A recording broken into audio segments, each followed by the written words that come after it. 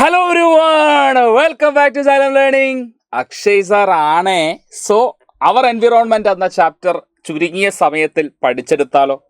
So അവർ എൻവിറോൺമെന്റിലെ പ്രധാനപ്പെട്ട കോൺസെപ്റ്റുകളെല്ലാം തന്നെ ഉൾക്കൊള്ളിച്ചുകൊണ്ടുള്ള video ആണ് നിങ്ങൾ ഈ കണ്ടുകൊണ്ടിരിക്കുന്നത്. സോ വീഡിയോ ഹെൽപ്ഫുൾ ആണെന്ന് തോന്നുകയാണെങ്കിൽ നിങ്ങളുടെ ഫ്രണ്ട്സിലേക്ക് ഷെയർ ചെയ്യാനും മടിക്കരുത്. വീഡിയോ ഇഷ്ടപ്പെടുകയാണെങ്കിൽ ലൈക്ക് കൂടി എന്ത് ചെയ്യുക, നിങ്ങൾ ചെയ്യുക.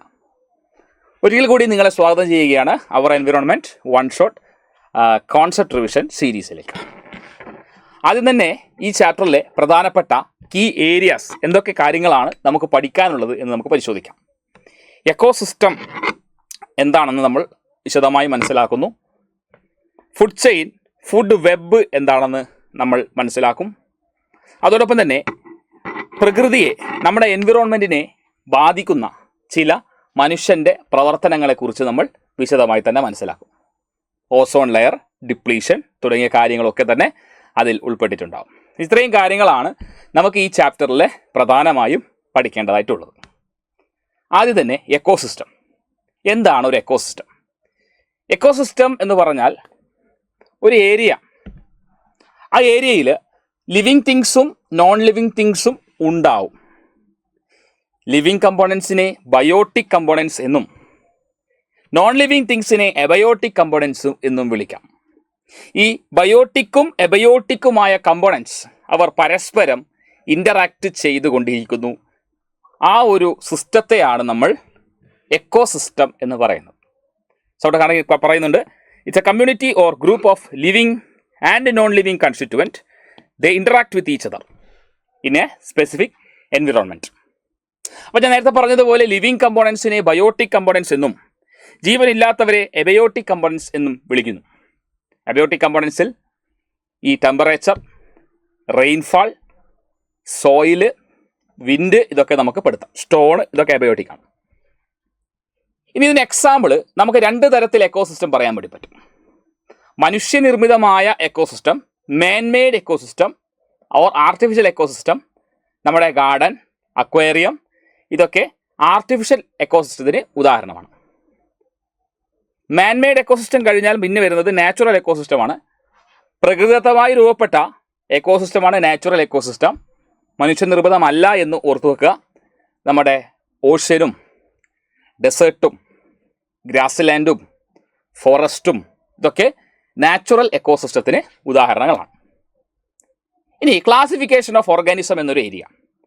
ഈ ബയോട്ടിക് കമ്പോണൻസ്, നമുക്ക് ചുറ്റിലുമുള്ള ജീവജാലങ്ങളെ എല്ലാം തന്നെ അവർ ന്യൂട്രീഷൻ എങ്ങനെയാണ് ഒബ്റ്റെയിൻ ചെയ്യുന്നത്, പോഷണം എങ്ങനെ അവർ വിനിയോഗിക്കുന്നു, അല്ലെങ്കിൽ എങ്ങനെയാണ് പോഷണം എടുക്കുന്നത്, അതിനടിസ്ഥാനത്തിൽ ഓർഗാനിസത്തെ മൂന്നായി തരംതിരിക്കാം. പ്രൊഡ്യൂസർ എന്ന് പറയുമ്പോൾ സ്വന്തമായി ഭക്ഷണം നിർമ്മിക്കാൻ കഴിവുള്ളവരെയാണ് നമ്മൾ പ്രൊഡ്യൂസർ എന്ന് പറയാം. ഗ്രീൻ പ്ലാന്റ്സ്, ചില സൾഫർ ഓക്സിഡൈസിങ് ബാക്ടീരിയകൾ ഇതൊക്കെ സ്വന്തമായി ഭക്ഷണം നിർമ്മിക്കുന്നവരാണ്. ഇവരെ നമ്മൾ പ്രൊഡ്യൂസർ എന്നാണ് പറയുക.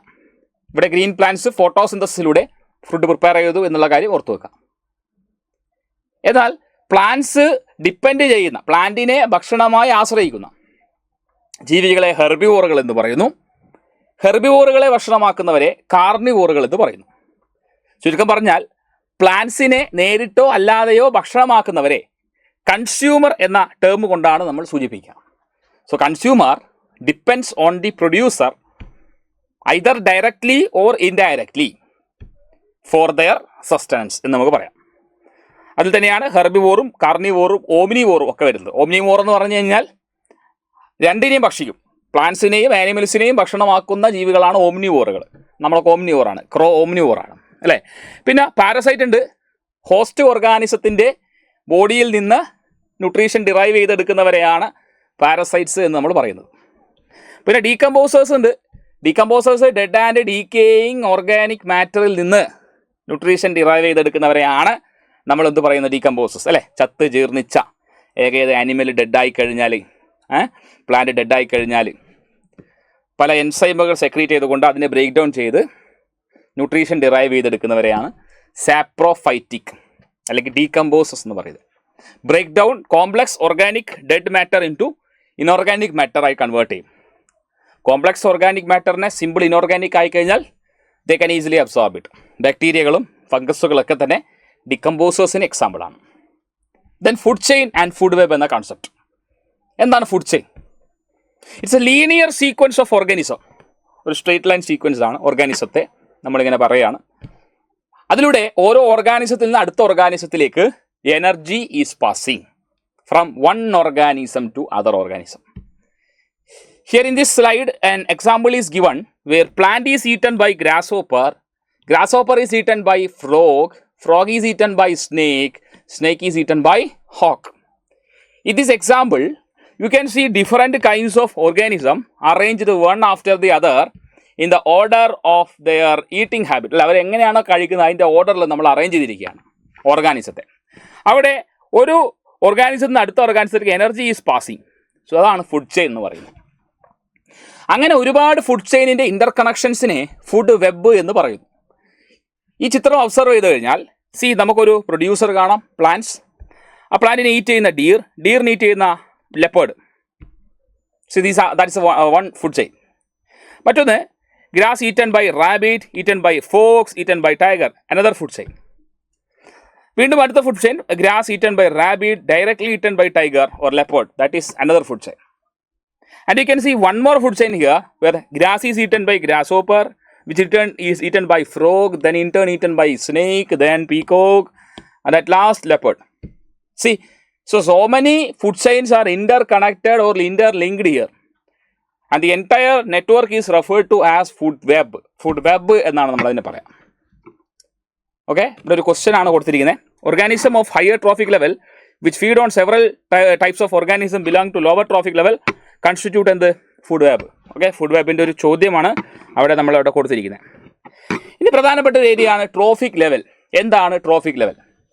ഒരു ഫുഡ് ചെയിനിൽ ഓരോ ഓർഗാനിസത്തിനും ഒരു ലെവൽ അല്ലെങ്കിൽ ഒരു പൊസിഷൻ പറഞ്ഞിട്ടുണ്ട്. ആ ലെവൽ അല്ലെങ്കിൽ ആ പൊസിഷനെ ട്രോഫിക് ലെവൽ എന്ന് പറയും.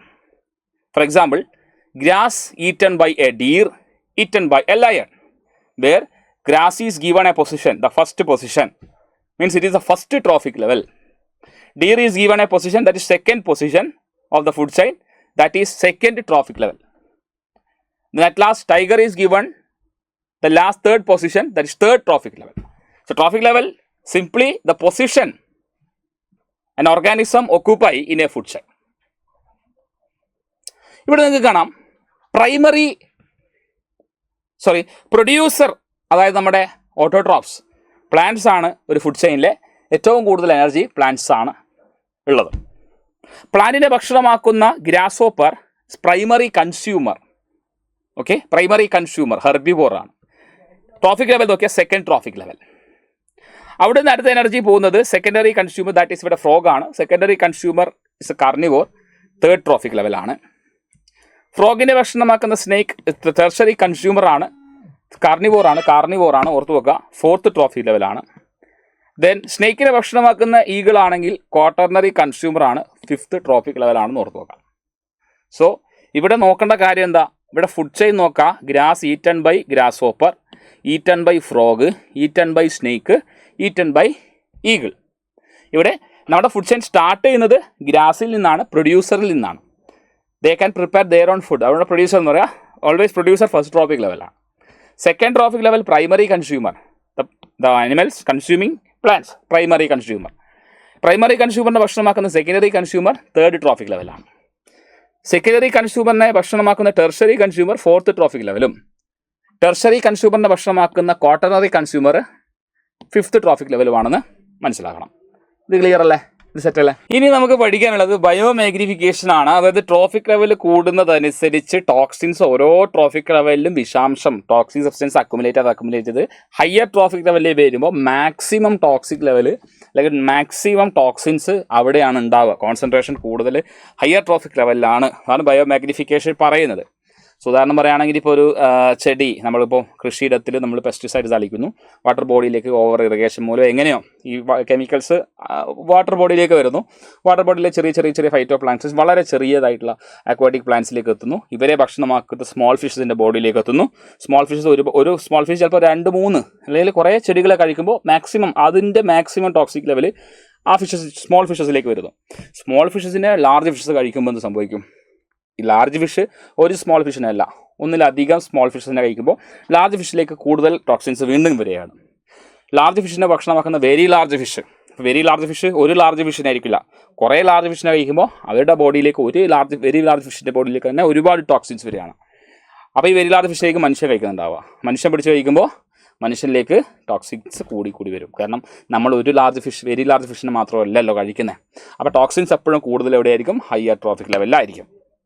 ഇനി എനർജി ഫ്ലോയെക്കുറിച്ച് പറയുമ്പോൾ നമ്മുടെ ഫുഡ് ചെയിനിൽ എനർജി ഫ്ലോ എപ്പോഴും യൂണി ഡയറക്ഷനിലാണ്. പ്രൊഡ്യൂസറും തുടങ്ങിയ primary consumer, then secondary, tertiary അങ്ങനെ പോകും. അതും 10% എനർജി മാത്രമേ ഒരു ട്രോഫിക് ലെവലിൽ നിന്ന് അടുത്ത ട്രോഫിക് ലെവലിലേക്ക് പാസ് ചെയ്യുന്നുള്ളൂ. അതാണ് 10% ലോ എന്ന് പറയുന്നത്.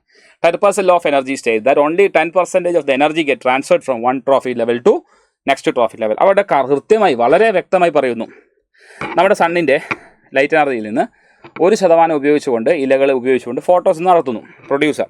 അങ്ങനെ പ്രൊഡ്യൂസറിൽ നിന്ന് 10% എനർജി മാത്രമേ പ്രൈമറി കൺസ്യൂമറിലേക്ക് പോകുള്ളൂ. പ്രൈമറി കൺസ്യൂമർക്ക് എത്ര എനർജി കിട്ടുന്നോ അതിൻ്റെ 10% മാത്രം അടുത്തേക്ക് പോകുള്ളൂ. ബാക്കിയൊക്കെ ഹീറ്റ് എനർജി ആയിട്ട് നഷ്ടപ്പെട്ടുകൊണ്ട് എനർജി ലോസ്റ്റ് ആയിട്ട് ഇങ്ങനെ പോയിക്കൊണ്ടിരിക്കുകയാണ്. 10% മാത്രമേ ഒരു ട്രോഫിക് ലെവലിൽ നിന്ന് അടുത്ത ട്രോഫിക് ലെവലിലേക്ക് പാസ് ചെയ്യുന്നുള്ളതാണ് 10% ലോ സൂചിപ്പിക്കുന്നത്. അപ്പോൾ ഇവിടെ ഒരു എക്സാമ്പിൾ കണ്ടു കഴിഞ്ഞാൽ നിങ്ങൾക്ക് മനസ്സിലാവും. In the given food chain suppose amount of energy at fourth trophic ലെവലിൽ 5 kJ ആണ്. 1, 2, 3, 4 അങ്ങനെയാണെങ്കിൽ പ്രൊഡ്യൂസർ ലെവൽ എത്രയാണ്? അപ്പോൾ നാലാമത്തെ സ്നേക്കിൽ 5 ആണെങ്കിൽ ഫ്രോഗിൽ 50 ആയിരിക്കും, ഗ്രാസ് ഹോപ്പറിൽ 500 ആയിരിക്കും, ഗ്രാസിൽ 5000 ആണ്. അപ്പോൾ 5000 ആണ് അവിടുത്തെ ആൻസർ എഴുതുന്നത്. 10% ലോ ആണ് അവിടുത്തെ ആൻസർ പറയാൻ കാരണം. 10% ലോ പ്രകാരം ഇവിടെ ഗ്രാസിന് 5000 ആണെങ്കിൽ ഗ്രാസ് ഹോപ്പറിൽ എത്ര വരുള്ളൂ? 500 വരുള്ളൂ. 10% മാത്രം. ഗ്രാസ് ഹോപ്പറിൽ 10%-മായ 50 ഫ്രോഗിലേക്ക് വന്നു. 50ൻ്റെ 10% 5 സ്നേക്കിൽ വന്നത്. അപ്പോൾ സ്നേക്കിൽ ഫോർത്ത് ഫ്രോഗിൽ 5 എന്ന് പറയുമ്പോൾ പ്രൊഡ്യൂസറിൽ എത്രയായിരിക്കണം? 5000 ആയിരിക്കണം. സോ ഇങ്ങനെയുള്ള ചോദ്യങ്ങൾ പരീക്ഷയ്ക്ക് നമുക്ക് ചോദിക്കാൻ സാധ്യത ഏറെയാണ്, തീർച്ചയായിട്ടും കണ്ടെത്തണം. ഓക്കെ, അടുത്തൊരു സ്റ്റേറ്റിലെടുക്കാം. Green plants capture. നേരത്തെ പറഞ്ഞതാണ്, ഗ്രീൻ പ്ലാന്റ്സ് 1% ഓഫ് ലൈറ്റിനെയാണ് ക്യാപ്ചർ ചെയ്യുന്നത്. സൺലൈറ്റിൽ ക്യാപ്ചർ ചെയ്തിട്ട് അതിനെ കെമിക്കൽ എനർജി ഫുഡാക്കിയിട്ട് കൺവേർട്ട് ചെയ്യും. ഇപ്പോൾ യൂണി ഡയറക്ഷണൽ മൂവ്മെൻ്റ് ആണ് ഫുഡ് ചെയിനിൽ എപ്പോഴും. പ്രൊഡ്യൂസർ എന്ന് പ്രൈമറി, കൺസ്യൂമർ, ദെൻ സെക്കൻഡറി, അങ്ങനെ ഒരു direction. So little energy is available to next level.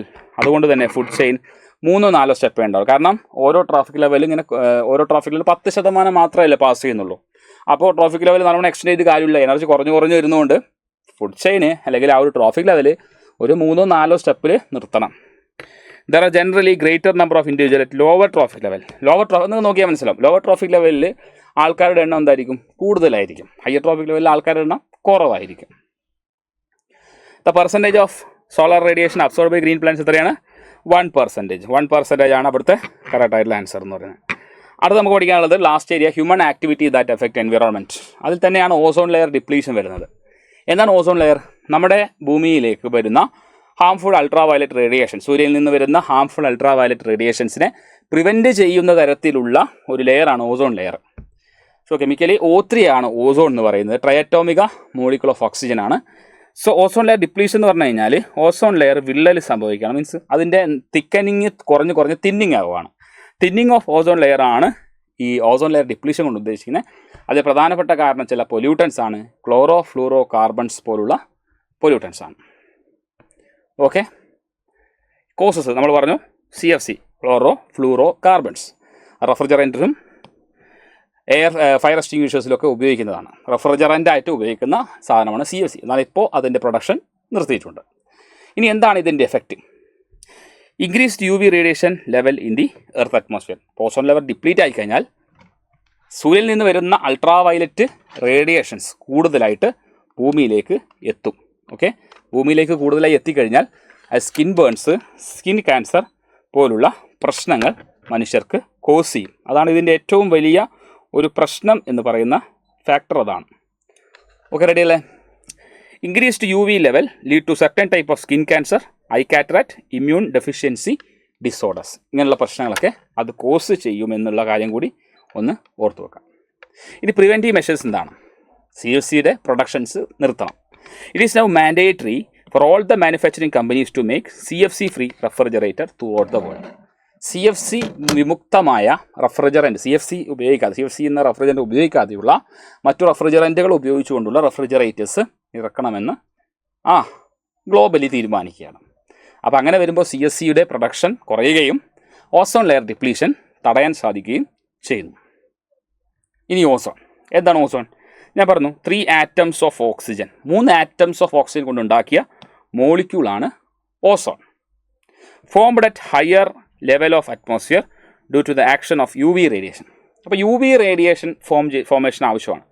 UV radiation higher level of അറ്റ്മോസ്ഫിയറിൽ ഓക്സിജൻ മോളിക്യൂൾ O2 മോളിക്യൂളിനെ UV റേഡിയേഷൻ്റെ സാന്നിധ്യത്തിൽ 2 ഓക്സിജൻ ആറ്റങ്ങളാക്കി മാറ്റുന്നു. ഇതിൽ ഒരു ഓക്സിജൻ ആറ്റം വേറൊരു ഓക്സിജൻ മോളിക്യൂൾ O2മായി കമ്പൈൻ ചെയ്തുകൊണ്ട് O3 ഫോം ചെയ്യുന്നു. അപ്പോൾ ആദ്യം ഒരു O2 കൊണ്ട് UV റേഡിയേഷൻ്റെ ഫലമായി എനർജി കിട്ടി, സ്പ്ലിറ്റായി ഓക്സിജൻ ആറ്റങ്ങളാവുന്നു. അതിലൊരു ഓക്സിജൻ ആറ്റം മറ്റൊരു ഓക്സിജൻ മോളിക്യൂളിൻ്റെ കൂടെ ചേർന്ന് O3 ആയി മാറുന്നു. അങ്ങനെയാണ് ഓസോൺ എന്ന് പറയുന്ന ട്രയറ്റോമിക ഗ്യാസ് ഫോം ചെയ്യുന്നത്. ഇനി വേസ്റ്റ് ഡിസ്പോസൽ മറ്റൊരു ഏരിയയാണ് ഈ ഒരു ചാപ്റ്ററിലെ പ്രധാനപ്പെട്ട മറ്റൊരു ഏരിയ. 2 തരം വേസ്റ്റ് ഉണ്ട്, ബയോഡിഗ്രേഡബിളും നോൺ ബയോഡിഗ്രേഡബിളും. ബയോഡിഗ്രേഡബിൾ എന്ന് പറഞ്ഞാൽ ബ്രേക്ക് ഡൗൺ ചെയ്യാൻ പറ്റും, ബാക്ടീരിയൽ ആക്ഷൻ കൊണ്ട് ബ്രേക്ക് ഡൗൺ ചെയ്ത് മണ്ണിനോട് ലയിച്ചു ചേരും. എന്നാൽ non biodegradable substance break down ചെയ്യുന്നില്ല, cannot be break down by the action of bacteria. Biodegradable persist in environment shorter duration, കുറച്ച് സമയം മാത്രമേ ബയോഡിഗ്രേഡബിൾ ഓർഗാനിക് വേസ്റ്റുകൾ ഇപ്പോൾ നമ്മുടെ മണ്ണിലുണ്ടെങ്കിൽ കുറച്ച് കാലം മാത്രമേ അത് ഉണ്ടാവും, പിന്നെ അത് മണ്ണിനോട് ഇഴകി ചേരും. പക്ഷേ non degradable persist in the environment for a long time, വർഷങ്ങളോളം മണ്ണിൽ തന്നെ കിടക്കും പ്ലാസ്റ്റിക് ഒക്കെ അല്ലേ, അത് നോൺ ബയോഡിഗ്രേഡബിൾ ആണ്. Usually safe for the environment ആണ് ബയോഡിഗ്രേഡബിൾ, ബിക്കോസ് ബയോഡിഗ്രേഡബിൾ ആയതുകൊണ്ട് മണ്ണിനോട് ചേരും, അതുകൊണ്ട് സേഫാണ്.